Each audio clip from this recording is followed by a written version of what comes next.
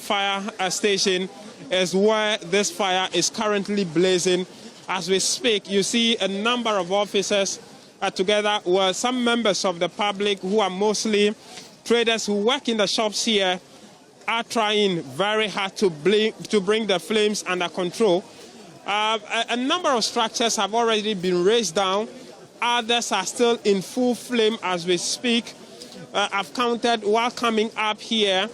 We currently pitching camp on one of the stores, the story buildings here, in order to get the best view of what has been happening in the last 30 minutes or so. At about 10 o'clock, we had a call, or 10:20, we had a call in the office that this place has caught fire. As we speak, it is unclear what the cause of the fire is, but what I can tell you is that fire officers with at least 2-3 water tanks are currently trying so hard to bring the situation under control.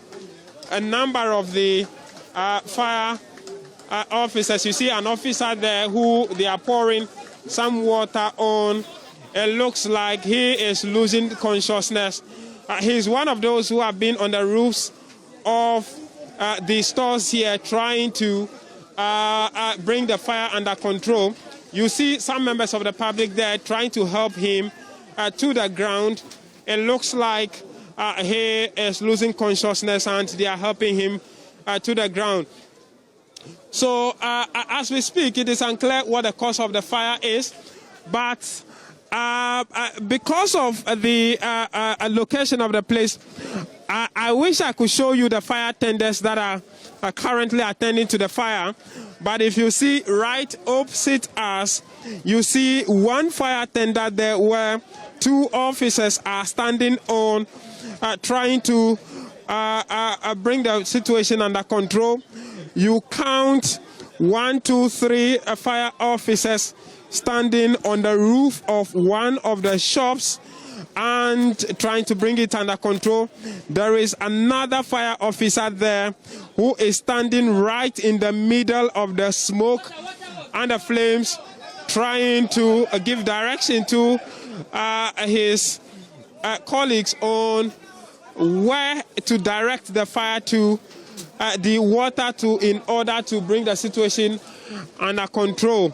I'll try and show you the fire tenders currently bringing water to address the situation. You see down there 2 huge fire tenders who intermittently pump water to the place. I think there were 2 when I just climbed, but one I'm sure has run empty, and so they've driven it away to go and fill. The one currently on site is what they are using to manage the situation. You see some members of the public also there trying to catch a glimpse of what is happening, but we can return to. So that's generally how Circle looks like right now as we speak. Trading activities at this part of the place has been halted, and apart from the fire tenders, this is a public toilet washroom that serves the people here. Some of the youth or the guys have been fetching water from the poly tank high up there and also throwing down there in order to quench the blazing flames. You see someone there in one of the washroom also trying to pass water through the window in order to, and so it is all hands on deck at Circle here around the VIP station, and where fire has been racing down a number of shops as we speak. And so after inhaling some amount of smoke, this fire officer is quite unconscious. The friends are trying to resuscitate him.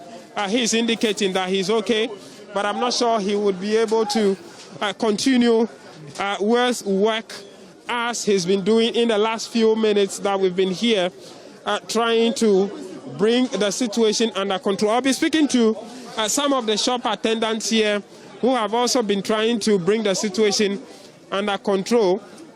But what we know is that a number of shops, dozens of makeshift structures, which serve as shop for most of the traders, is currently in flame. A chunk of the structures have been razed to the ground. You see there melted aluminium sheets as well as electric wires still on fire, are still burning as the fire officers are trying to bring the situation under control. Even the public, for the water from this washroom here with that little hose, they're trying to still use it to bring the situation under control. You see a deep freezer at the ground there where he is pointing the water to. Some of the items that has been burnt in the last few minutes as they are trying to bring the situation under control. Is it a good time to have a brief conversation with you? Do you work here, sir? Yes, please. You work here? Yes, please. You own one of the shops? Yes, but not here. But not here? Yes. When did the fire start and what has been happening in the last few minutes? Well, I was here, then I heard people shouting. Even somebody said he saw on the TikTok that there's a fire burning. So I said, then a person said, oh, how can he be here then seeing something that he even doesn't know is happening? So he quickly rushed, then called me that there's a fire burning at the back of the VVIP. So that is what we happened that we. So an officer is signaling us to get down. Chief, we just want to have a view of what is happening so we can report that properly. The police are asking us to exit this place. Unclear why, but you were telling me about what has happened.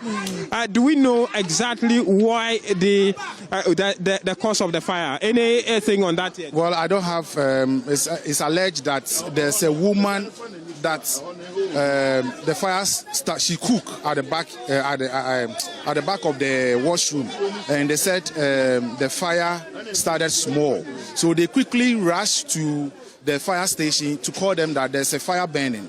Then later realized that there's a problem with the car, the fire service car. So the tender that is just opposite this. That's what they alleged, okay. But I don't have any fact. But there's a problem with the car. So they try to start it. It doesn't kick on for them to come. So they call Accra branch to come and help with the fire outbreak. So that's the little thing I know about it. So the shops we see here, the place that is burnt, what are the items they sell here? Normally, people sleep here, and most of the Nigerians that sell Nigerian food, they have the local market that they sell the food stuff. Okay. That is what I know about those people working here. Okay. So this is not like mobile phone accessories and other shops? Mobile phone accessory at my left hand side. And most of the people here is where they sell food, drinks, and some people sleep as well. Okay. Yeah. So that's what has been raised down now. Yes. Have we recorded any casualty, anyone injured so far? At the moment, no. But there's a lot of property that has been taken down. Okay. Yes. Okay. And so that one of the traders here at Circle who has been telling us his point of view and information on what has been happening so far in the last few minutes. And a number of the fire tankers are still coming. And so as we speak, the fire tender that has been attending to this particular fire as we speak has, I want to believe, run out of water, and that's why water is not flowing through the hose in order to attend to the fire. So intermittently, there is this sort of break, and then they get a backup. Another fire tender comes in, brings in water to quench the fire. While spending the last 30 minutes here so far, I have seen about 3 fire tenders coming in and out. We saw other private fire tenders, water tanks also coming in and bringing water, together with this poly tank up here, which has also been used to douse the fire. And that's what has been happening so far. We are told that the shops here are primarily for cooking, those who use this place either use the place as a sleeping place or they use it to cook food items which they sell to the general public. And that is what the place is used for. You can see some pans as well as a deep freezer still sitting in there. Some pans which I want to believe are used for cooking items in the middle, sitting right in the middle of the ashes over there, which suggests that the information that this place is usually basically used for cooking might be accurate as we speak. The information is that this place does not contain accessory shops and the rest, as Circle is usually known to be used for.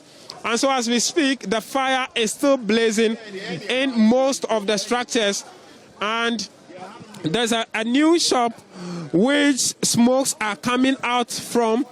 I want to believe that the fire is also making its way in there. The smoke is now billowing a bit heavier than it used to. We just pray that that does not also catch fire, and I pray that they are able to bring it under control. You see the gallant men of the National Fire Service now trying to make their way to the ground now, as in the last few minutes they have been able to only pitch camp on the roof of this particular building and directing the water to the fire down there. But now a number of them have been, I see one of them earlier, another who made his way to the ground there in order to attack the fire from its base. What they've been generally doing in the last few minutes was to, for safety reasons, pitch camp here at the top of this building and direct the fire to the flames down there. You see there another officer in the thick of the smoke, also trying to attack the fire from another side of the building. And so one fire tank is here, the other is at the other end if you're coming from the tiptoe area. And so two of them now, as we speak, okay, two there, also trying to attack the fire. You hear the people shouting for water, asking the fire tender to now start and pump the fire, the water to the, where the fire is blazing in order so they can attack the fire. You see that the fire is now trying to, the fire there is still catching up, blazing more and more as the officers are trying so hard in order to try and bring it under control. I see a number of the people from where I stand here in that building, which is billowing a lot of the smoke. They are trying also to throw some water from some bucket onto the blazing fire there in an attempt to bring the situation under control. Two fire officers now have descended down in the midst of the fire, and all they need now is water. It is unclear why they are not pumping the water from the ground in order to tackle the situation. I cannot tell whether the fire tender there has run out of water or what the arrangement is before they pump the water in. But what is clear is that the people here are shouting for the water to be pumped here, for the fire to be attended to. But that water they have been shouting for is not yet coming. Unclear what the situation is as we speak. But for those just joining us, this is the current situation here at Circle, as fire has gathered a number of shops, and so the water is in now, and you see the structure is now being attacked with the water in an attempt to bring the situation under control.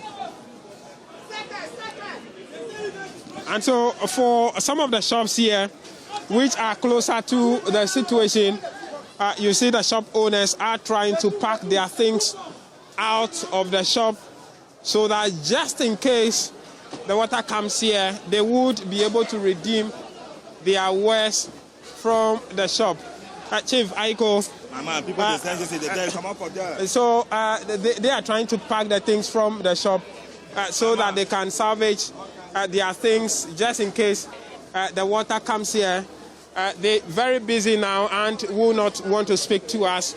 But that is the situation here as we speak. The shop here that has already been closed, they have been able to pack all the things from this particular shop already, and they have closed the shop for the fear of a possible escalation of the situation where it may extend to the shops, and they have salvaged their wares as we speak. But from what we are seeing, dozens of shops have already gone down.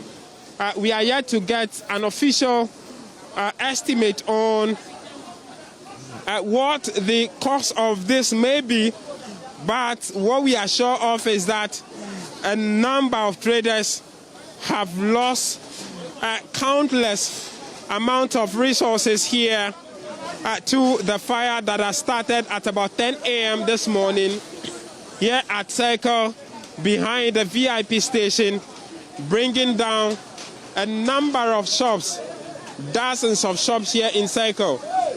I remember that just close to this place at the other end, fire gutted the phone accessory shops there just a few months ago, somewhere 2025, and you will see from there that a number of the structures are now being built.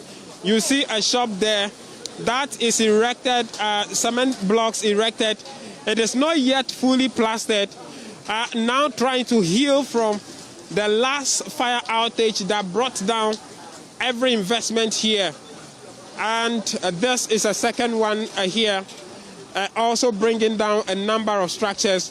What we've been told is that this place is generally used for cooking and selling to the general public, more or less like it serves like a kitchen and a sleeping place for the squatters who have been using this place for their trading activities. It is unclear what might have started the fire, but what we are told is that the structure right behind this washroom is where it started from, and then it is escalated to the other places which have all been raised down now as we speak. Officers of the Ghana National Fire Service are currently doing everything they could in order to bring the situation under control. Members of the public are also doing what they can.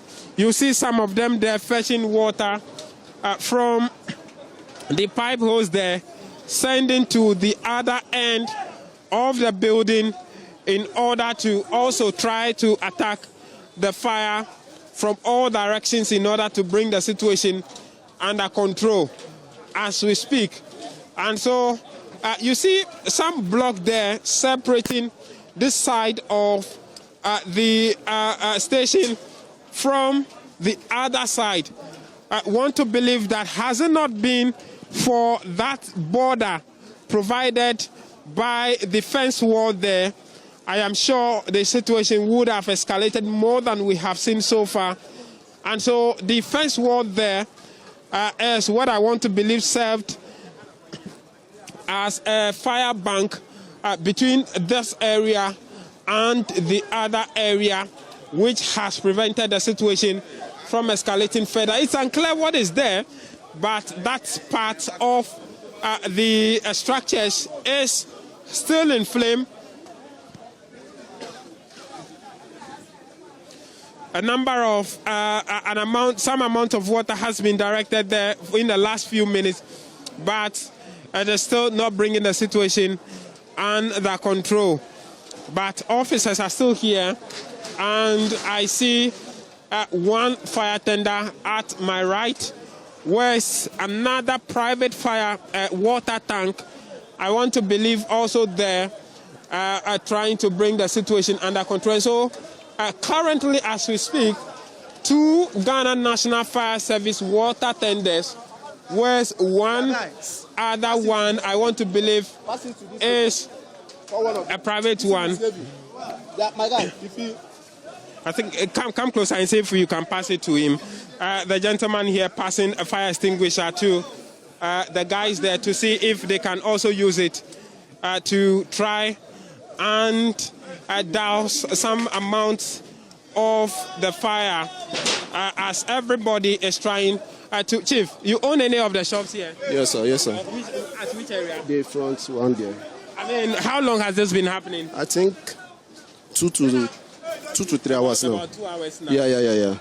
Any idea what might have caused this? We don't know. I just saw the smoke there, and I called the people around here so that they will know what to do. Before you know it, the fires. What do you sell?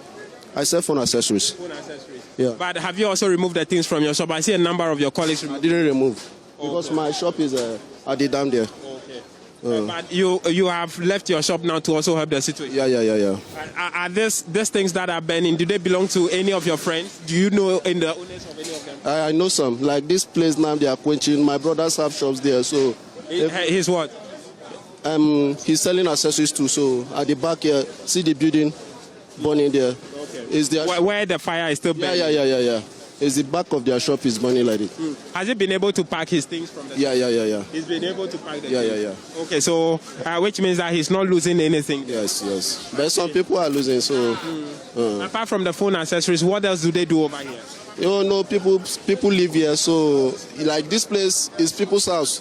All this They use it as a sleeping. Yeah. All this place is people's house, so... I see.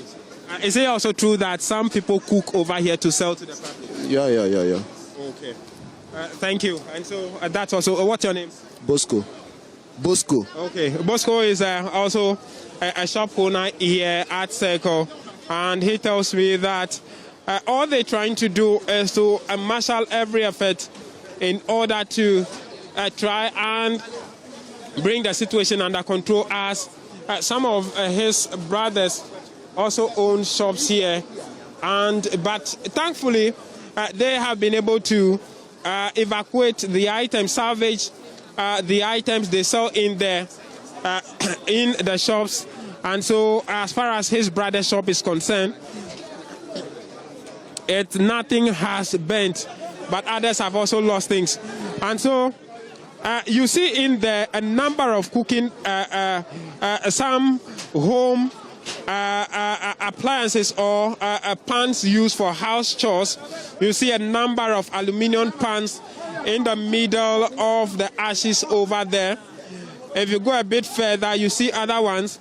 But if you come closer to where the fire officer is using the smaller tube to douse the fire, you see a deep freezer there.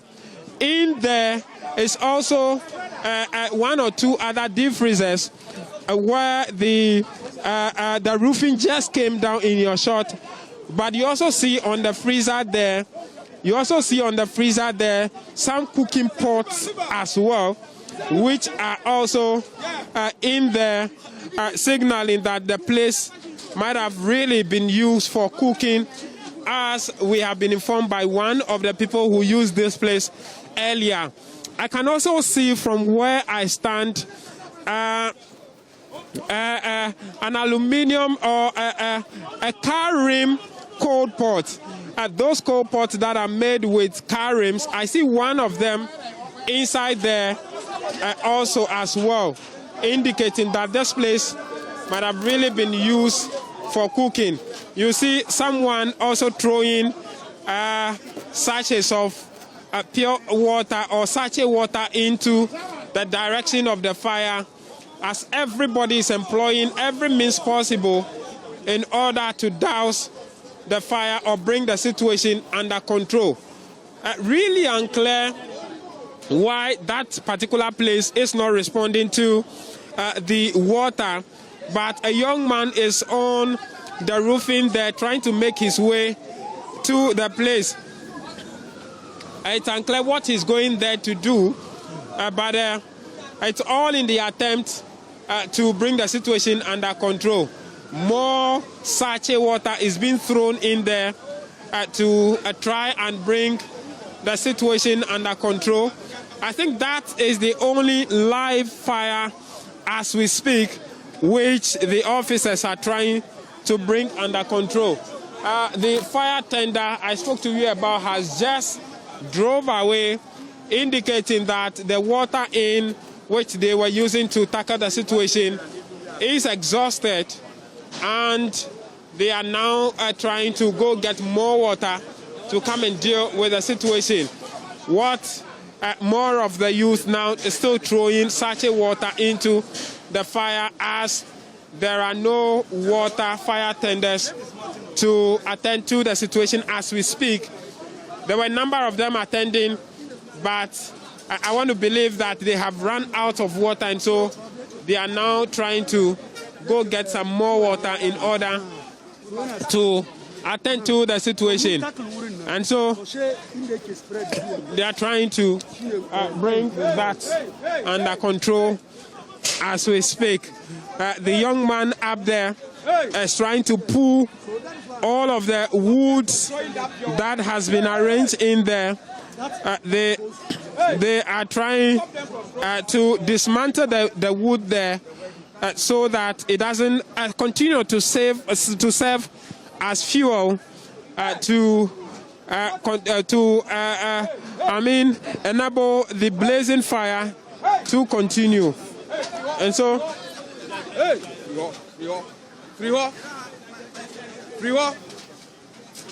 sack that man from there. So see, what I'm saying is that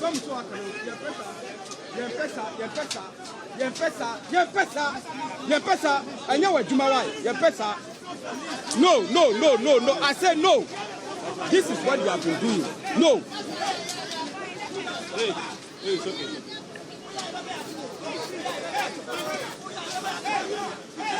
Over there, other way, fireman. Master, take this guy away. Over there, other way, fireman. Over there,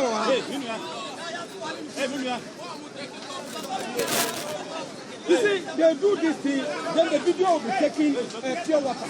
If we bring tankers that are not 0.5, you'll be using this pure water. These people, that is what they do.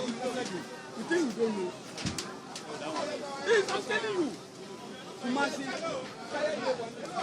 so we have extend one horse now.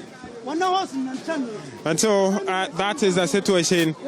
The fire officers. Chief, is it a good time to just get a brief update from you on what you've been doing so far in order to bring the situation under control? Who are you, sir? I am the regional fire commander. Oh, okay, the Greater Accra Regional Fire Commander. I am. Okay. So far, walk us through what you've been doing so far in order to bring the situation under control. As you can see, we have 5 appliances with a tanker in augmentation, and we've managed to confine the fire. As we speak, fire has been confined. We are yet to bring it under control, and we declared finally extinguished. So that is where we are at the moment. I want to assure the general public, residents around whose facilities share borders with this particular fire outbreak, to calm down and relax. We have taken control. The police are here to cordon off the area. There's a security, safety is guaranteed, and nobody should panic. And very soon, we'll declare that fire finally extinguished. It's extinguished. Thank you. Thank you. Can I know your name, sir? I am Assistant Chief Officer. Rashid Kwame Nisao is my name. So far, so where have you been getting the water from? I'm told there is one of the hydrants right opposite the GRA office. Apart from that, where else have you been getting the water? There are hydrants around GRA, Kukumlemle, our national headquarters too. There are hydrants there, so that's where we are going for the water. Any idea so far how many of the tanks you have expended here so far? Oh, we have 5 fire engines here, including a private tanker. Some have gone to replenish about 2 or 3 times, and they are still, yes.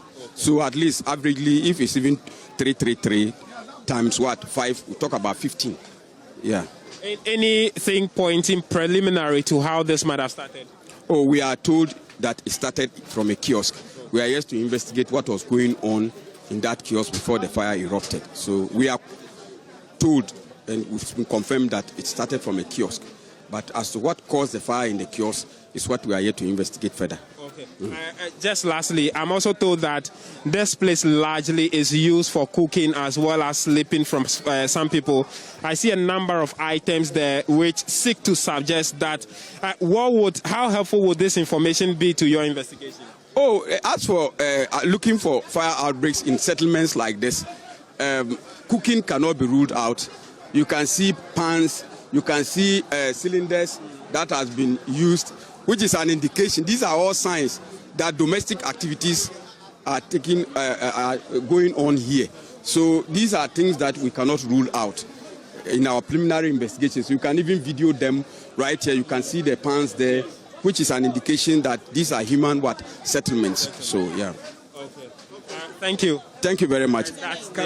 Assistant Chief Officer Rashid. What's your last information if you want to tell us anything? My last information is to just assure the residents around whose facilities border this fire outbreak to calm down. We've managed to confine the fire, brought it under control, and we finally declared extinguished.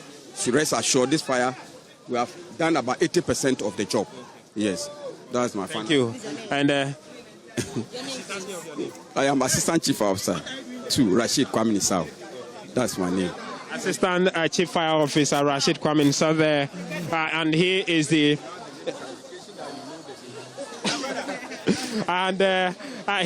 regional fire commander or fire officer for the Greater Accra region, and he has been supervising the situation here as we speak.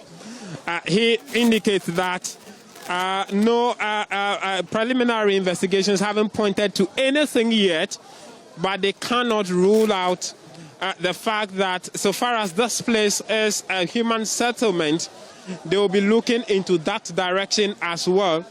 Also confirms that from what we have seen, the items we have seen on the ground so far, it is indeed a situation that this place is both a settlement area where people sleep as well as a place where people cook to sell to the public as cooking utensils, as well as pans and deep freezers are in the midst of all of the items that have been raised down so far as they continue to deal with the situation. He said the situation as we see now is 80% done. What they need to do is to do the final touches to bring it under full control and declare it finally extinguished. You see some persons there who are not uniformed, but they're also trying to help the fire officers. I cannot tell whether they are also officers who are not uniformed or they are members of the public, but they're also trying to do their best in order to bring the situation under control as we speak. And so that's what has been happening in the last few minutes or hours as we speak, as the police are also here in order to ensure both the safety of the workers and the general public, as well as some people who usually do take advantage of the situation to also salvage some items that do not belong to them. The police are here trying to ensure the safety of all of those people as well as items that are here. We'll try and see if we can get some words from the police as well on what they've been doing so far, but more fire hoses are now brought in order to deal with this finally. More fire hoses are brought in to augment the situation, which means that another fire tank has been brought, water tank has been brought in order to salvage the situation as we speak. And so the fire is almost done. The fire service says they've done about 80% of the work. What they're doing now is to take care of the rest and declare this finally dealt with.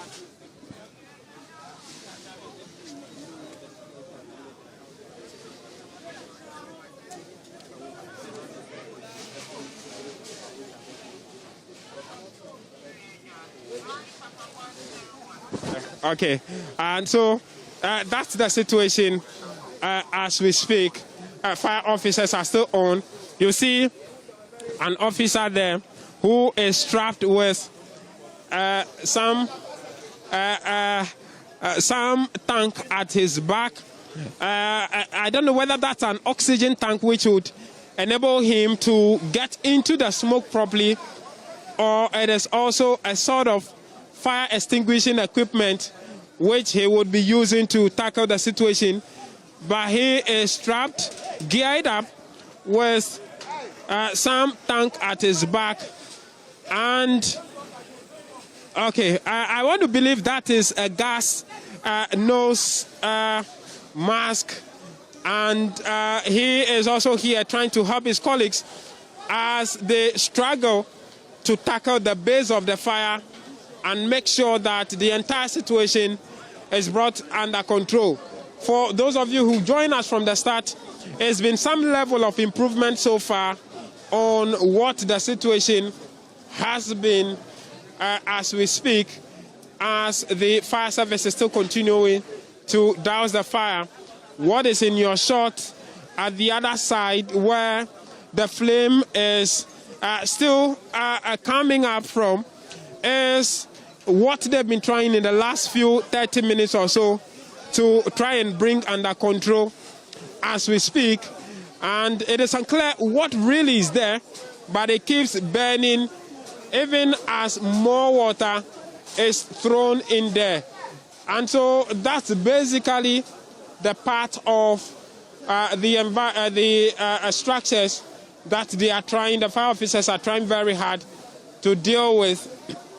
You see some of the young men at the top there also trying to bring off some of the roofing sheets so that they can direct the water through the roof down into that particular structure to try and see if they can address. And so you have him have a bucket of water as one other person is trying to open the top of the roof there. So they pour the water through. That particular shop, one of the traders here tells me belongs to one of his brothers, where phone accessories are sold. Thankfully, they've been able to salvage the accessories from that shop, and it has not been, the items in there have not been ravaged by the fire, but some amount of smoke keeps coming out through there, and they are trying to also bring it under control as we speak. And so you see him there pour the water through the rooftop there in order to douse the fire and the flames that have been coming in. A number of them are down there passing buckets of some water in order to tackle the fire from that particular building, as well as the fire officers are also in the middle here trying hard to tackle the situation as we speak. Dozens of shops, which we have been told are used as sleeping places for some of the traders, have been razed down, and as well as places that serve as temporary kitchens have all been razed down by fire, which started, according to eyewitness reports, at about 10 a.m. this morning, and in close to 2 hours or so, the officers have been trying to bring the situation under control. They are pouring more of the water on the pans and the cooking utensils that have been burnt in there to prevent any possibility of them catching back flame and sparking another bit of fire. You see them throwing away some of those pans there as they try to flip the burnt roofing sheet to tackle every fire that might be hiding under those materials or structures there to prevent a possible reignition of the fire after all is said and done. And so that is the situation here at Circle behind the VIP lorry station, where the structures here went up in flame.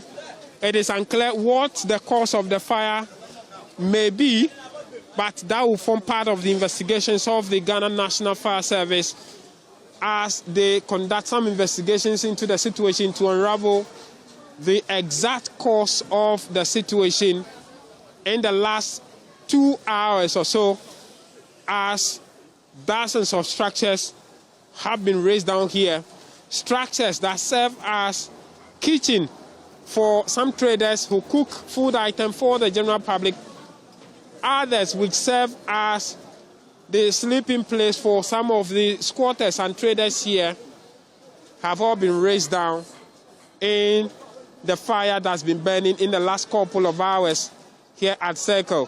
Fire tender after fire tender have been bringing water to help address the situation as we speak.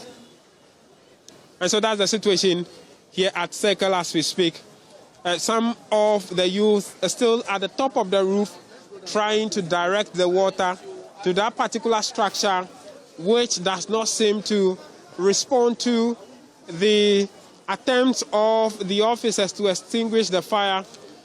A number of, I can see some amount of flammable items there, plastic items in there, some umbrella also in there, with a number of wooden structures all packed by the fence wall over there.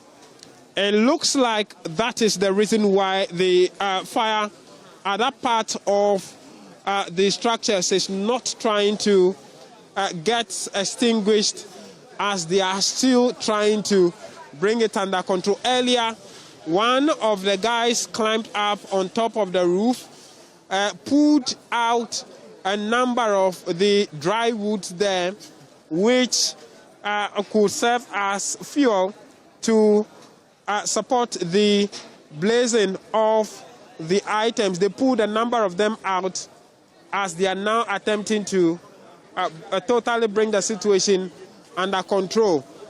You see a fence wall that's separating this part of the structures from the other side of the place, and that is what has prevented the fire from extending to the other structures, thankfully, as the officers are trying to bring the situation. And so as we speak, the fire tenders have run out of water, and the officers of the Ghana National Fire Service are now waiting for more of the water tanks to be brought in order to help address the situation.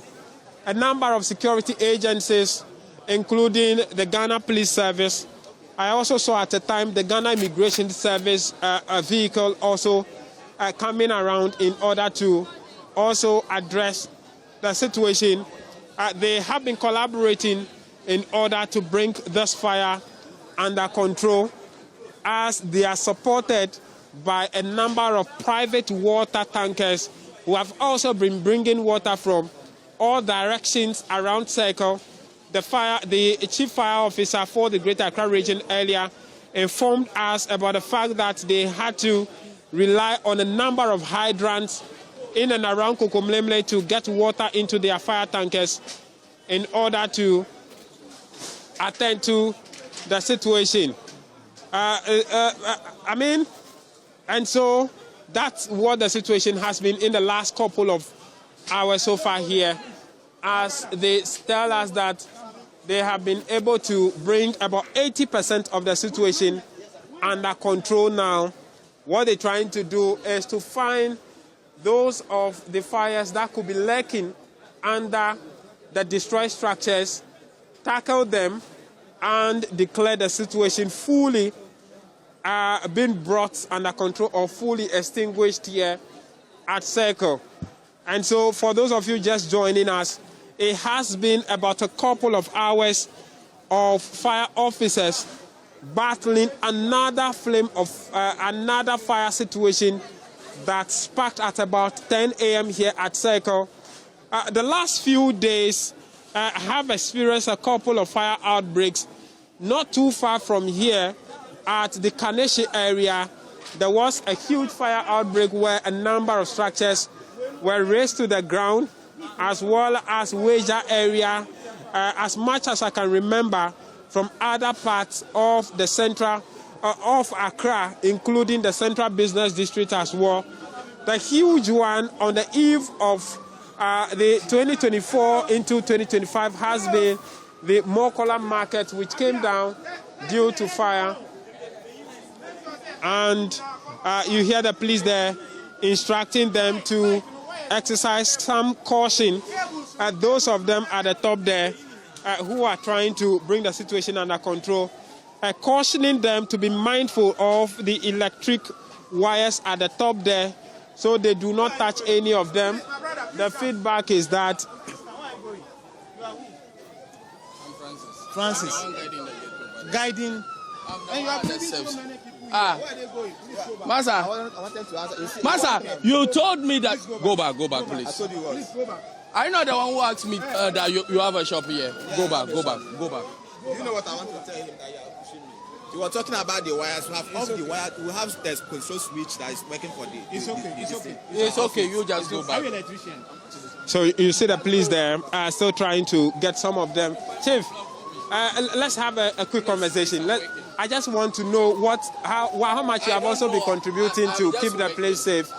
You have a shop here. Okay. And so that's also a member of the public. They are trying to keep the place out of reach from other members of the public.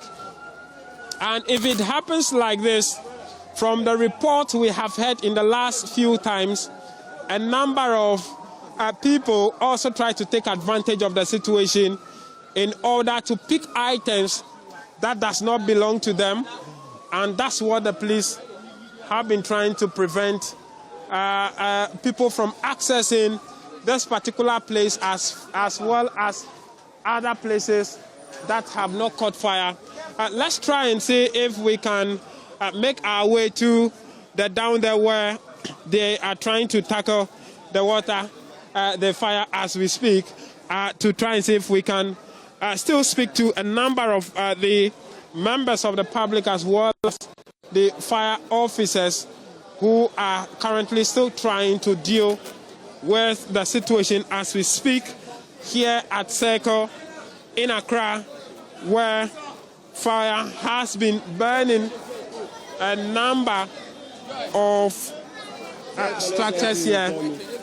A number of structures here in the last couple of hours as we speak, with the fire, Ghana National Fire Service and its officers all trying to bring the situation under control as we speak. A long time. Here in Circle, the mayor of Honorable Alote is here trying to address the public on what has been happening and what they've been trying to do in the last few minutes as we speak. Chief. We are going to make sure that anytime we'll try our best to provide tankers for most of the fire stations, so that anytime there will be an outbreak like this, they will have extra water. Not now they will look for water somewhere. So I'm going to talk to the fire boss to see how best we can assist them.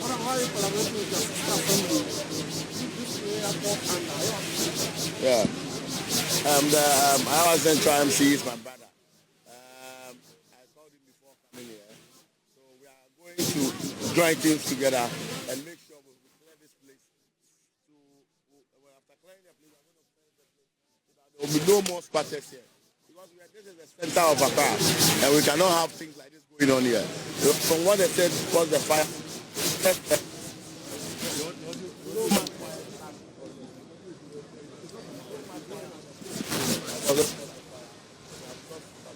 properties. Then we hope and pray that this will not happen again. We will make sure, we will ensure that the right thing will be done. No, let's look at you. Thank you. So, the mayor of Accra, Honorable Pakbo Alute there, trying to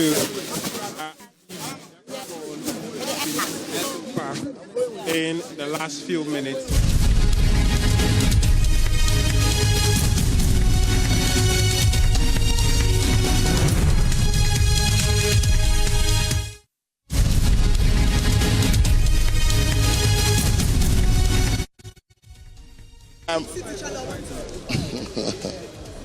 What briefing did you get so far as you have come to the scene? The briefing the fire boss gave me is the fire was caused from the electric pole that has so many wires. But we thank God so much that they are able to quench the fire. And they called, you can see my tanker is here, and we were here to support. When we got here, the man was able to, the fire people were able to quench the fire, and we thank God so much. There was no casualty, and just a few properties have been lost. But I'm going to join team with my brother here, and we are going to clear the place for a fresh start. Any information on the number of structures that have been brought down? Oh, over 50. Over 50. Yeah. We are told that they use this place as settlement and also cook for the general public. Is it similar to any information you also got? No, I've not got any information on it. Thank you. Thank you.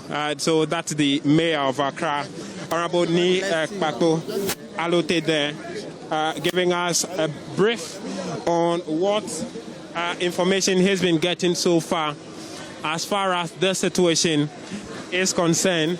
Let's try and see if we can make our way in there to know what the situation is. And so this is the VIP station. Behind it is what all of VVIP station, I'm told. Behind it is where you see there where the situation has been happening. The fire has been burning in the last couple of hours here at Circle as fire officers continue to bring the situation under control in the last few hours as we speak, and that is what they've been doing. And you see here another fire tender station here which is distributing fire to water to the grounds where the fire has been burning so far as they are trying to deal with the situation. Officers of the National Disaster Management Organization, NADMO, are all here also trying to aid and help in bringing the situation under control as we speak. And so this is a closer view of the place that's been burning in the last few hours.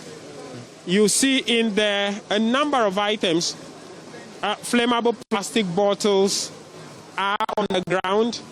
You see a car wheel or car rim, coal pots, two of them sitting in there, as well as other items.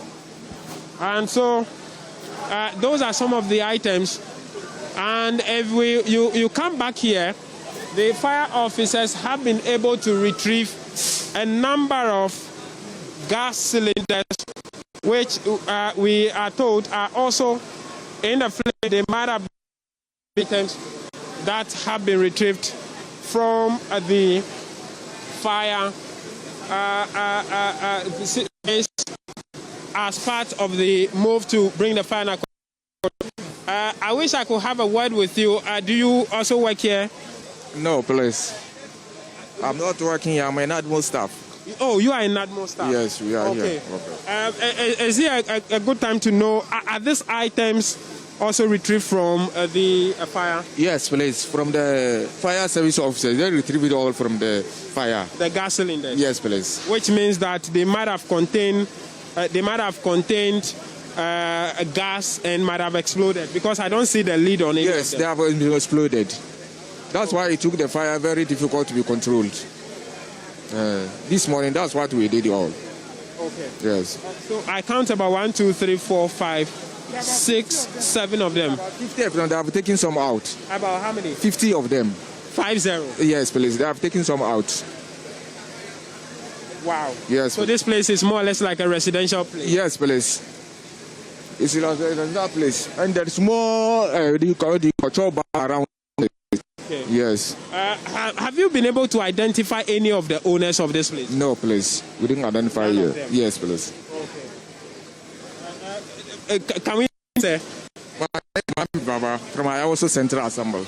Okay. Yes. NADMO officer at Ayawaso Central Assembly. Yes, please. Mohammed Baba. Yes. Okay. Thank you so much. Thank That's a NADMO officer there from the Ayawaso Central Assembly, who is also part of the people who have been trying to bring the situation under control. I see a number of the NADMO officers all around trying to bring the situation under control as we speak. We'll try and get a proper shot of some of the items that have been here, which have been part of the items that have caught fire in the last few minutes as we speak. You'll see more of the fire officers trying to make their way in there in order to try and deal with the situation. You see there some clothing materials that look like either tarpaulin or cloth or dresses of people which they wear also in the middle of the flame. You see a deep freezer which I want to believe had exploded in the midst of the fire. You see the steel coal pots in the middle over there. And if you go to the other side where we came from earlier, there are a number of deep freezers over there. Even right in front of you, I can count about 1, 2, 3, 4, 5 deep freezers in the middle of the flame there with other items. The NADMO officer from the Ayawaso Central Assembly just told us that they had retrieved about 50 gas cylinders from the fire as we speak. Just 7 of them still sitting here, but 50 of them had been retrieved and most of them have been taken away. And so he says that the fire has been aimed by those gas cylinders which had exploded, and that this place is actually used for cooking, but none of the women or the men, the persons who use the place for cooking, have been identified so far as we speak. None of them have been identified so far, but I'm sure the police and the fire service officers would be able to locate some of them and hear from them on why and how this situation had come about. We can speak to the NADMO officer there who is trying to give us a briefing on what the situation has been so far in the last few minutes, as they have also been aiding the Ghana National Fire Service to bring the situation under control here at Circle VVIP station, where fire has gathered a number of items in the last few minutes. Let's hear from the NADMO officers on what the appraisal of the situation has been. Well, we have a fire station just under the interchange, so they responded immediately and then called for support from other fire stations. The chief fire officer was here herself, and I think they have done a good job. And from your assessment, NADMO, regional, what is the next move you are going to do for these traders? Is there a plan? Actually, as part of the Greater Accra decongestion exercise, this place, it's just unfortunate this has happened, but this place was part of the program for decongestion. And so we will use this as an opportunity to cordon the place off. So for now, we are declaring it a security zone for now. We don't allow them to come back. We decongest the whole place, and then we see what we can do best. Thank you so much, Dennis Nate, who let's try and see if we can. Chief, let's have a small conversation. You are live on Joy News. First, identify yourself to us, who you are, and please, this way. Okay. Let's know you, sir. My name is Dennis Ajanonati. I am the NADMO Regional Director for the Greater Accra region. Okay. So far, what's the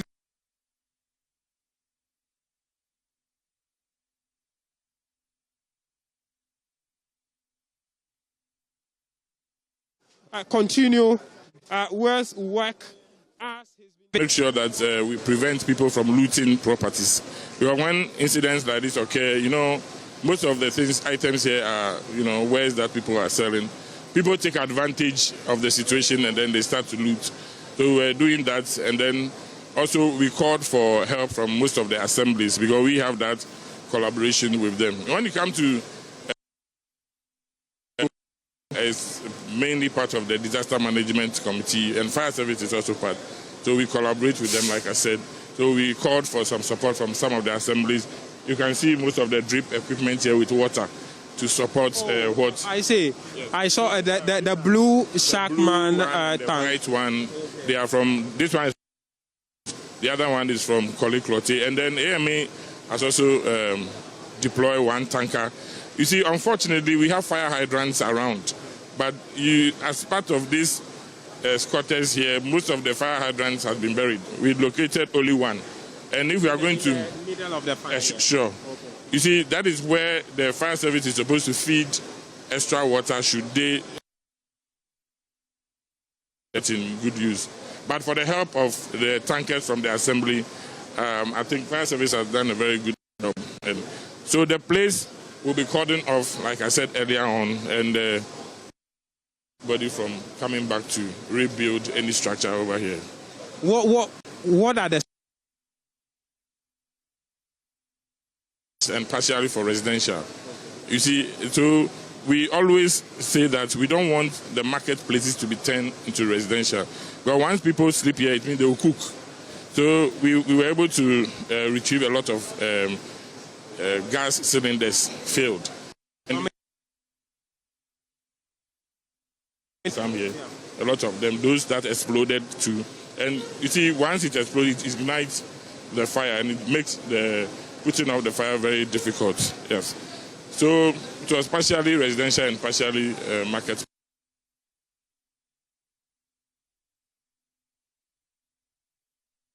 We sit by, we see some of these things happen before we. You mentioned that you plan to cordon off the.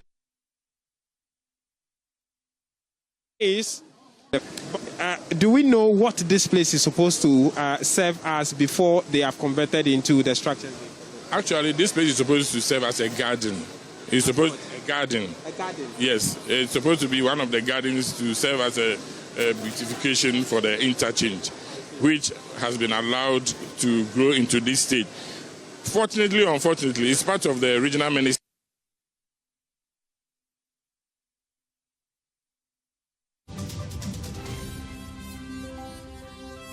to take action and make sure that we cordon off. They have been served letters. You can see remove signs on some of them with dates. Actually, the final date we gave them was 24th February for them to finally move from here. Of course, most of them are sleeping here. So if you want to do the conjunction, you must give it a little bit of human face to allow them. You can't just wake up one day and come and start to sack them. So we've given them enough time to evacuate nicely so that we'll take over. But since this has happened, we will use this as an opportunity to cordon off the place and declare this place a security zone for now. So nobody comes back to this place. And then we'll reconstruct it for its originally intended purpose. Any idea on the number of structures that have gone down?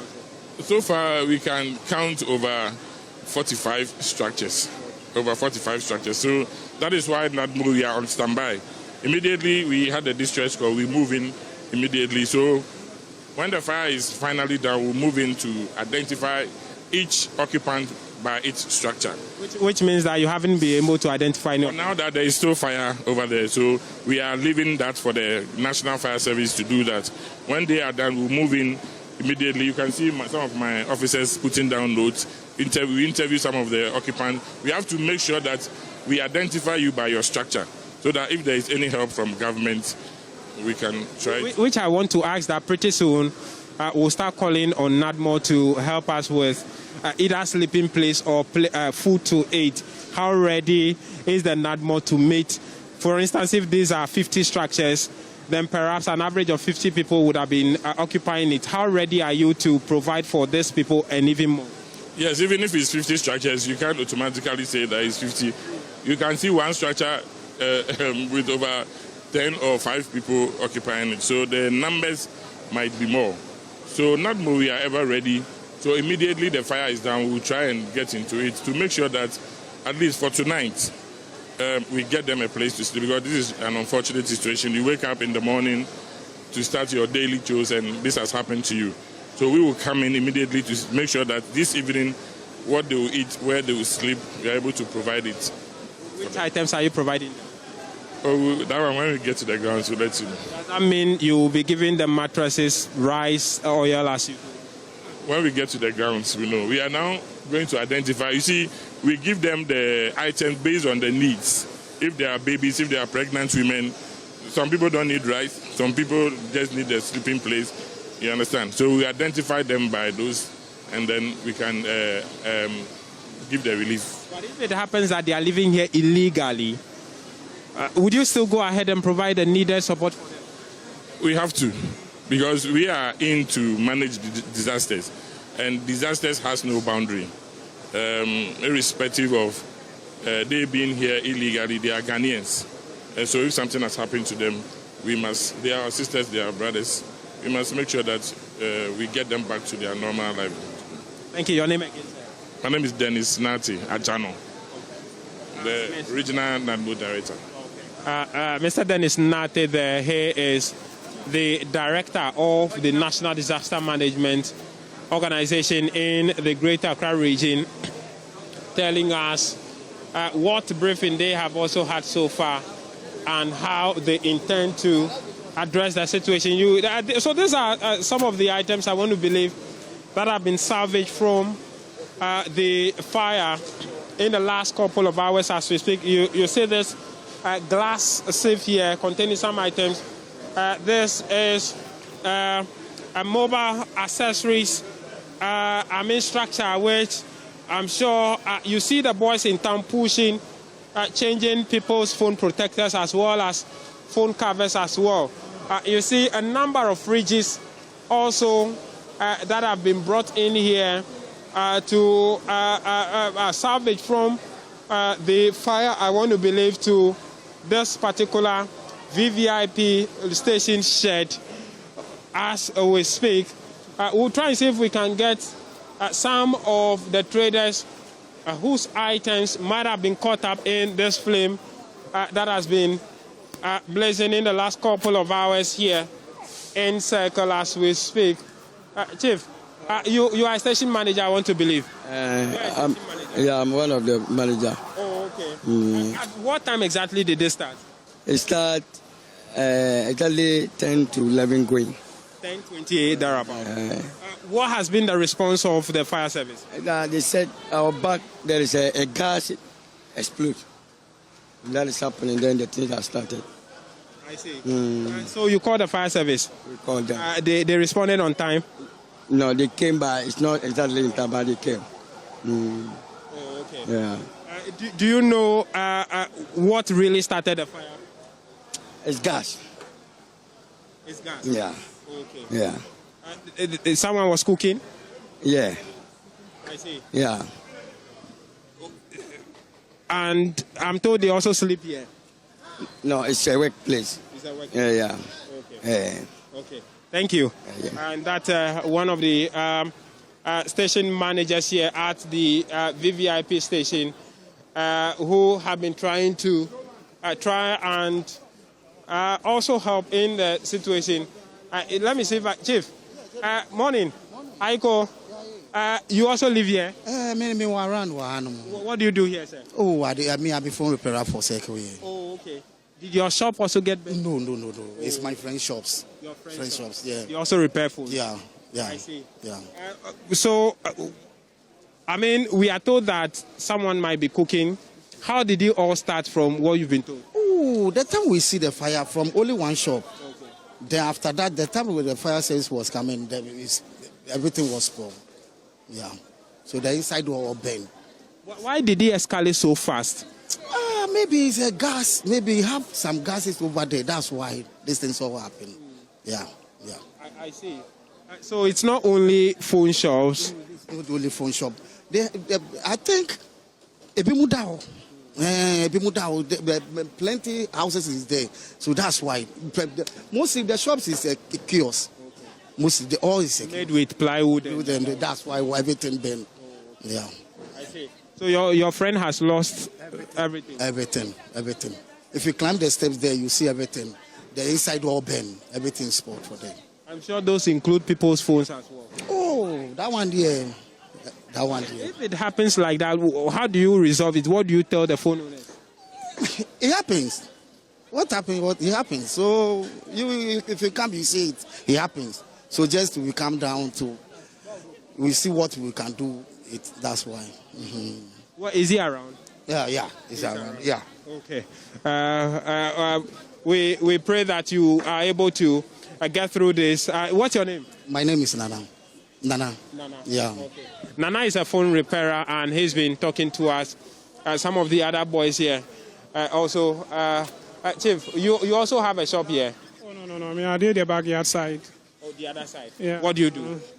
I'm a phone repairer. You also repair phones? Yeah. You also have some of your colleagues losing their shops?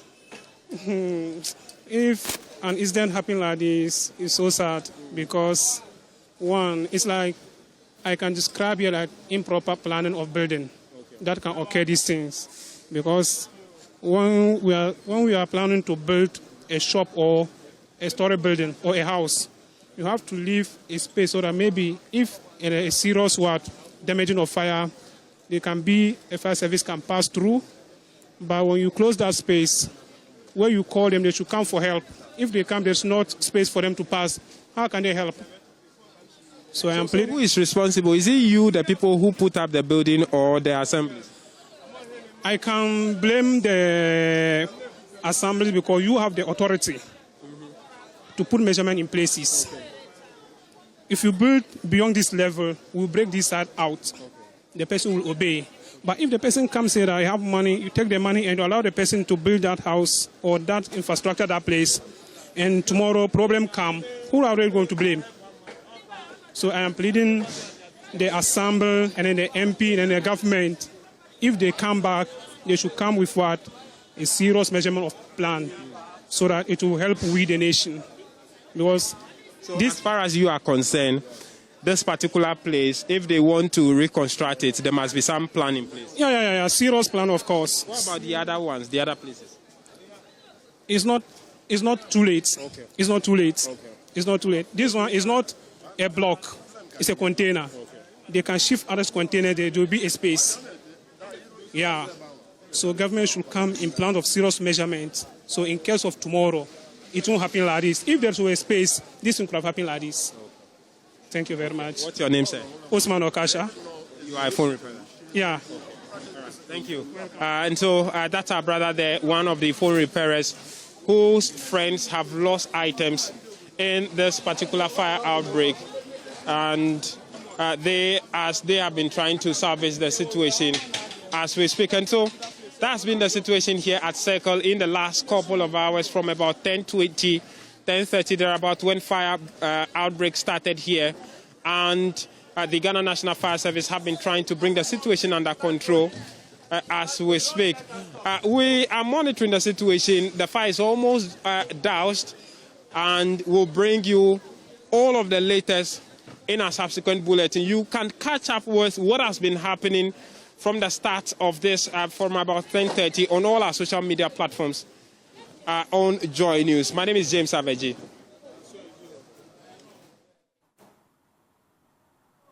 Well, thank you for staying with us. My colleague James Savage bringing us that extensive report from behind the VIP bus terminal here in Accra, particularly Circle.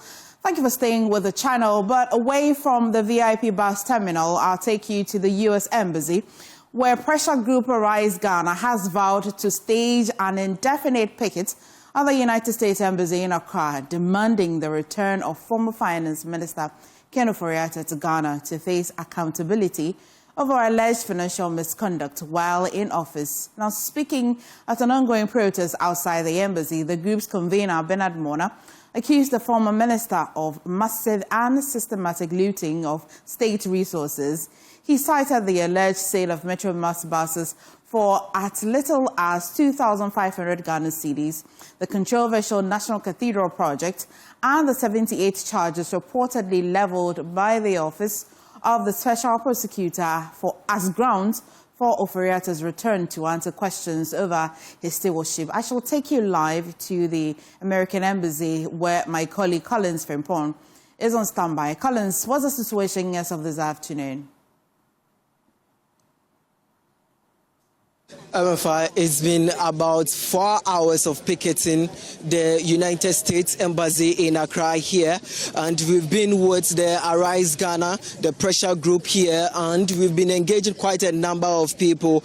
And in terms of security-wise, you can see within your mind shots where the police officials already are in front of the embassy and ensuring that whatever is happening here does not affect the activities of the United States Embassy here in Accra. Aside that area too, along the stretch of the road in front of the embassy too, you can see a lot of police officials also in here.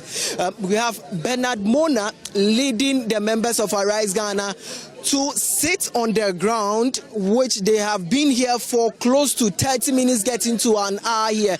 I'll be engaging Bernard Mona, but let me start with some of the members here to find out why they have decided to sit on the floor. We all know it is because of Ken Ofori-Atta, former finance minister, that they are demanding that the United States government deport him into the country. Sir, you know, you've been here since morning, and you guys were standing, we could hear music blasting all over the place, but few minutes ago you all have decided to sit on the ground. Yeah, thank you very much. My name is Richard Kasu, the secretary to Arise Ghana. Yes, this exercise is a patriotic exercise being put together by the leadership of Arise Ghana to demand the repatriation of Mr. Ken Ofori-Atta, a man who has run away from his own people he once served. We believe in the spirit of accountability. It is important for him to come and answer charges preferred against him by the state. We cannot in any way sit aloof. We cannot sit unconcerned. If we leave Ken Ofori-Atta off the hook, that means we are not serious people so far as democracy deepening is concerned. Accountability go in hand with democracy. When we are a democratic state and institutions, people who serve are not accountable, then I don't see the need for that democracy. It is for that reason that we say, look, we need a man back here to speak to the issues, to answer for his stewardship. You cannot be a finance minister close to 7 years, and after your exit of office, you run away. Why should you run away? If you don't have anything to hide, why should you run away? And the narrative being pushed that there's going to, the current regime is going to be repressive against him or going to treat him in an inhuman manner, it is neither here nor there. It is just, he's just blowing hot air, trying to throw dust in the eyes of the people. As an organization, we believe in fair play. So if Ken comes today and he is not doing, if the government is not doing what they're supposed to do and treating Ken anyhow, Arise Ghana will still come. If not here, to a venue and demand that the right things are done. The right treatment is given to him. So please, we need you to support us to ensure that this man comes back to answer questions in order for us to be clear in our mind whether or not he has committed the crime level against him or not. It will be in his own interest and the interest of the party that he belongs to for him to come and face accountability. Sir, there are concerns about the fact that former Finance Minister Ken Ofori-Atta is not the only one who is facing issues, charges from the Office of the Special Prosecutor or even the Attorney General. We all know former Maslok boss Sedna Tamaklo, who even was tried and was convicted, but she wasn't in the country. We know that she has been detained by the U.S., but are we not being unfair to Ken Ofori-Atta? Well, unfair means what? That because we are not, our placards do not bear the name of Madam Sedinam Temoklo. Madam Sedinam Temoklo's issue and that of Ken Ofori-Atta, they are like chalk and cheese. They are not the same. They are not identical. They may be similar but not identical. So our presence here is to, drive home the fact that Mr. Ken Ofori-Atta is needed home. He must come back home to account for his tenure as the finance minister who served this country for 8 years. He took decisions that were deleterious. They had deleterious effects on the economic well-being of Ghanaians. He must account. Mr. Ken Ofori-Atta, throughout his tenure as the Minister for Finance and Economic Planning, anytime he was going to present his budgets were always laced with biblical scriptures. The time has come for Mr. Ken Ofori-Atta now to demonstrate to us that indeed he serves a God that frowns on deceit, that frowns on crime, that frowns on malfeasance. That is the God he serves. So Mr. Ken Ofori-Atta should man it up. He should come back to Ghana to tell us that the white that he's been wearing, the biblical scriptures that he's been churning out, they are not facade, they are not veneers, but indeed there is an honest character behind those things that he wears. You understand? He should come and tell us. He should come and tell us that all the contract that he signed those contracts in the supreme interest of Ghana. He signed those contracts not laced or not laced with selfishness and greed. For us at Arise Ghana, we believe that Mr. Ken Ofori-Atta had an obscene, insatiable greed which led him to sign some of those contracts. If he has a contrary view, he must come back to Ghana to prove us wrong. Thank you. So I have Bernard Mona here, who is the lead convener for Arise Ghana, that want to engage quickly. Earlier we also had Hobson Adoye, who is also a lead member for UP, also coming here to throw his support behind Arise Ghana. But Bernard, your team, you and your members were standing. But 30 minutes ago, you've decided to sit on the ground. Why? Well, this is picketing. We can actually decide to lie down and make our case. We have chosen that we will sit down a while, we will stand up again to allow blood to flow. Then I've told the police that we are going to take a walk around to the runabout of the United States of American Embassy, and then we can come back. We are happy that there are individuals, including Apostle Lincoln, that have decided to join this protest or this picketing. For me, it's manifesting. People just called me that, they are now seeing on television that indeed what we said on the 7th of January, we are manifesting. They want to come. And I said that to move all the way from Ododiodio to come here will be too late because we are closing by 3 to 4. And so they should wait and then we can all rendezvous tomorrow. This message we are sending is a very simple message. That anybody entrusted with public office must exercise that office with dignity, with decorum, and with conscience. Ken Ofori-Atta decided to deprive the issue of dignity, the issue of serving the interests of our nation, and served his own interests. He should come and account. If the United States does not get Ken back, they would have been sending a very dangerous example to the world that people can steal and loot their nation and reach and power themselves and run to the United States of America, and the United States will catch them and keep. So every other appointee will be emboldened to start to steal, to start to starch, to start to ensure that they build their own chest, even as they are supposed to serve the public interest. So in order not to go to that extent, we are here with a simple message. Release Ken Ofori-Atta to Ghana. Let him come and go through the trials that he has to go through. Ken Ofori-Atta led us into one of the most obnoxious private takeovers, the takeover of our electricity company of Ghana by PDS. It turned out to be a mess. That PDS contract had to be abrogated at the instance of President Akufo-Addo. Up to date, the months of revenue that PDS collected, we are yet to see. Where is that money? We need to get it. The people that ensured that it happened, where are they? Ken Ofori-Atta told us that the state was not going to spend any money in the construction of the National Cathedral. It turned out that $97 million was spent. The question we ask is, did the money actually get spent in that direction, or Ken Ofori-Atta and his team took the money and then they decided that they will not involve and then they shared it? So these and many others are the questions that the people of Ghana want to have answers to. And that is why you hear some of our placards say, we want answers, we don't want escapes. I know you may have a solid interest in today's hearing in court today. How keen are you following that? Honestly, I don't think that I, as a person, am of any interest or I have any interest in that matter. That is to determine whether Ken can be given a permanent residency in the United States because he has overstayed his visa and he doesn't have any visa to warrant his legitimate movement in the United States of America. That has nothing to do with the economic crimes for which Ken is being wanted in Ghana.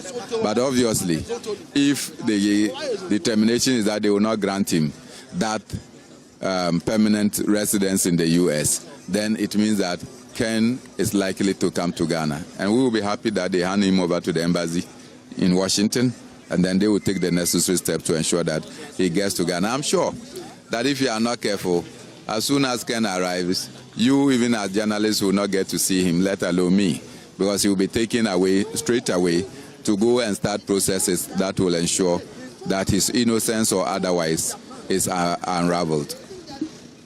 How well do you trust government to get Ken Ofori-Atta extradited to Ghana? Well, so far, I don't think that they have done anything to suggest or to warrant my confidence in them. And that is why we are here picketing. You don't trust government? I don't trust them. How about the U.S. government? They've already assured that they will not be in our way. Because what I see is that I'm told that, for instance, was it not Gabi Ochiridaku who had to call the Ghana ambassador in the United States? And Gabi is going everywhere, getting pastors like Pastor Osterbills, Mentor, Duncan William, many others that they are using to be able to influence presidents, and then they are, in fact, to call for leniency for their own. And so, therefore, I don't think that they themselves are as eager. If they were as eager, see, when the United States was eager and they wanted Abu Trika, they got him. When they wanted to get the Lamborghini that Satawale was using, they got it. When they wanted to get the Venezuelan president, they left U.S., killed over 40 people in order to get the Venezuelan president. So it should not be difficult to hand over Ken Ofori-Atta, who is in their custody at the detention center. It's not. But Gabi Ochiridaku wasn't an official in Akufo-Addo's government, so I don't know why you think that he ruling with the current government official is a problem, that you think that it will not really allow the fruition of getting Ken Ofori-Atta back to the country? Well, I have not said anything to what you are suggesting, but I do know that, for instance, when there was the issue of whether we should vote MMDCs in a referendum, Gabi Ochiridaku was seen going to John Mahama in opposition on behalf of President Akufo-Addo to go and talk to him. And many were angry within the National Democratic Congress that John Mahama tolerated Gabi Ochiridaku around his house, and then the information that came later. We are all aware that Gabi Ochiridaku, whilst he was not given an official appointment letter, there was no government activity that he did not. In fact, even at international contracts or events, Gabi Ochiridaku was always at the back of President Akufo-Addo. So we know that behind the absence of a formal letter appointing him into government, he was more instrumental in that government. Thank you. So that's convener for Arise Ghana, Bernard Mona, there that we were engaging. So we're engaging. So MFA, that's what has been happening here at the U.S. Embassy here in Accra. Well, thank you so much, Collins Frimpong, for bringing us updates from the U.S. Embassy. Now let's get into another critical area, transportation. The Ghana Private Road Transport Union, GPRTU, has issued a strong warning to members involved in illegal practices, including charging unapproved fares and engaging in short-distance operations. Now, the union says the actions of some drivers are damaging its image and must be brought to an end. Members are currently holding an emergency closed-door meeting at the Accra Regional Office to address the situation. Now, speaking to Joy News ahead of the meeting, GPRT spokesperson Abbas Emero described the charging of exorbitant fares as unfair to commuters and called for an immediate end to the practice. He added that such actions contravene the Road Traffic Act 2012 and warned that members who flout the rules risk arrest and prosecution. It is about the union stickers that we intend reintroducing so that they could see which union you belong to. If you do anything bad, you could easily be identified and deal with. Secondly, the short issue. All of us have registered our routes. If you run, say, from Odoko to Accra, when you come to Accra, you have to load back to Odoko because there are people you brought on the way to Accra. If you load from Amasama, for instance, to Accra, from Amasama you pick people from Pokwase, Ofanko, Achimata, along the stretch to Accra, you pick people. So when you are going back, you should be in a very good position to load back to Amasama so that the people you brought from your route, you have every right to pick them back to where you pick them from. So these are some of the things we are coming to discuss to make sure we stop those short, which has brought problem to most of the persons. Because if you load from Amasama to Accra, and that is during peak hour, you are loading circle. If I'm going to Amasama, there is no way I will come and join that vehicle. Meanwhile, you are going to Amasama. So meaning I will be there as long as the kingdom come. So we want to make sure we stop all those bad characters in our midst. Now, the competition in Ghana's downstream petroleum sector is heating up and is playing out right at the pumps. GOIL has begun serving breakfast to customers at its Nima roundabout station in a bold move aimed at attracting motorists as the fuel price war intensifies. Now, the strategy is the latest sign of how oil marketing companies are scrambling for customer loyalty amid rising competition. 7 Mensah was at the Nima GOIL station. To join news, I want to pick your thoughts briefly. Currently, the fuel prices are low. GOIL is saying it's serving breakfast to all customers who be purchasing fuel. What do you think about it? The fuel that we bought at first, my brother, if you watch your gauge and the money that goes in is very, very bad, but for now, it's okay. Yes, it's okay.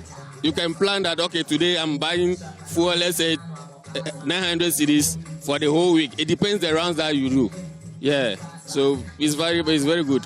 We are even hoping that it will even come down more. Customer service, so it depends on how you handle your products. Yeah. I'd want to pay your thoughts of more of the drivers and more of the riders. Chief, good morning. Welcome to Joy News. I see you are purchasing your fuel. The prices currently, what do you make of them?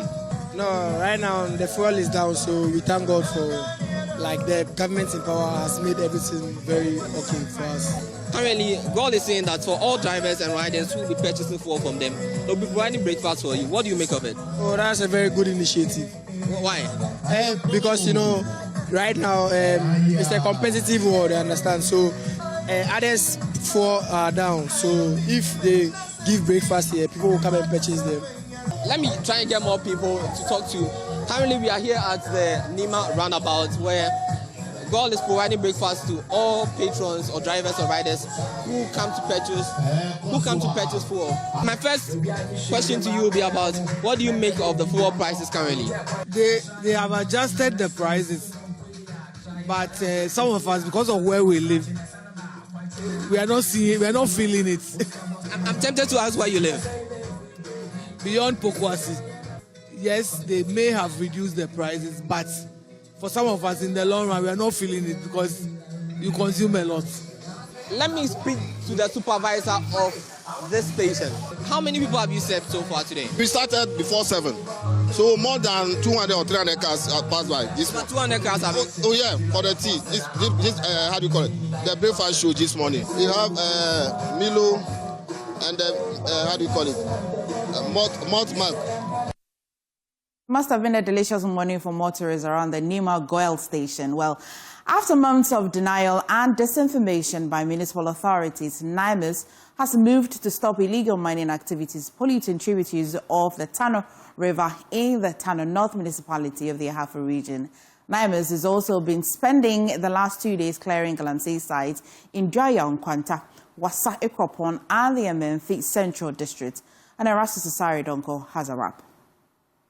Late last year, the MC for Tano North, Pius Opoku, disputed reports of illegal mining at Adroba BC, polluting the rivers Subri and BC tributaries of the Tano River. BC River, and I say, I'm currently standing at the River BC at Edujamam. I'm being accused of engaging in Galamsey, polluting this river. Does this look like a polluted river? I can even drink from it. After weeks of reporting the illegal camps in Tano North, NADMO has finally moved in to clear them. The team set fire to illegal mining camps at Sukum, Subriso No. 2, and Adroba. The miners have destroyed vast tracts of rice and maize producing lands. The miners had absconded and moved a number of the heavy equipment when the team arrived. The team also destroyed other camps in Dwaya Nkwanta, destroying drums of diesel, pumping machines, and excavator batteries and other equipment. NADMO also arrested 2 Chinese nationals and 5 local miners and immobilized 2 excavators at Wasa Ekropon. The National Anti-Illegal Mining Operations Secretariat Task Force also immobilized 2 excavators at 2 illegal mining sites at Baireja in the Amenfi Central District. NADMO intends to spend some time in the Bodon region. Reporting for Joy News, Erastus Asaredonko, Kumasi. Thank you for staying with us. You're watching Joy News. Please stay. We'll be back.